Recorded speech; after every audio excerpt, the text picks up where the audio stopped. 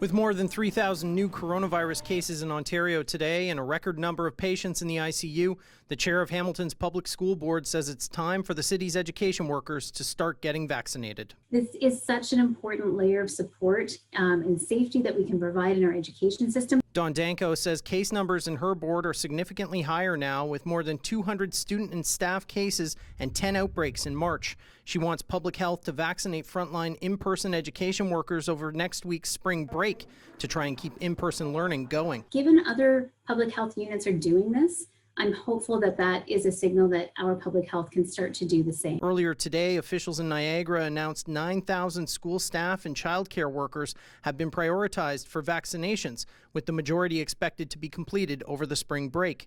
The decision due to risk factors in childcare centers and schools, like exposure to infection and transmission in a congregate setting, as well as a desire to keep kids in classrooms, says Niagara Catholic Board Director of Education, Camilo Cipriano. We are seeing more and more cases in our schools this spring versus last fall. Some more examples of transmissions within schools. Reached by phone this evening, Hamilton's Catholic Board Chair Pat Daly says his board is also seeing more students and staff testing positive, and his team has been calling on the Ministry of Education to prioritize education worker vaccinations immediately and hopes it can be done over spring break. There are many people who are not able to work from home. Teachers are one of those groups. The Ford government says teachers will get their shots during this current second phase of vaccinations.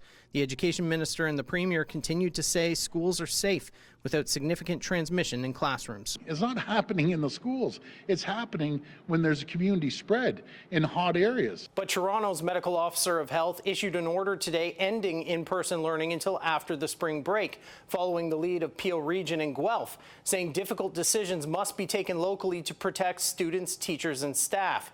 Students in Hamilton, Halton, and Niagara will all continue with in-person learning, as officials from those regions say keeping kids in school is what's best for student well-being. Matt Ingram, CHCH News, Hamilton.